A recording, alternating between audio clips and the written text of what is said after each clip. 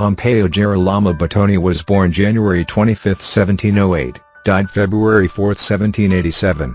He was an Italian painter who displayed a solid technical knowledge in his portrait work and in his numerous allegorical and mythological pictures. The high number of foreign visitors traveling throughout Italy and reaching Rome during their grand tour led the artist to specialize in portraits. Batoni won international fame largely thanks to his customers, mostly British of noble origin, whom he portrayed, often with famous Italian landscapes in the background. Such grand tour portraits by Batoni were in British private collections, thus ensuring the genre's popularity in Great Britain. One generation later, Sir Joshua Reynolds would take up this tradition and become the leading English portrait painter. Although Batoni was considered the best Italian painter of his time, contemporary chronicles mention his rivalry with Anton Raphael Mengs.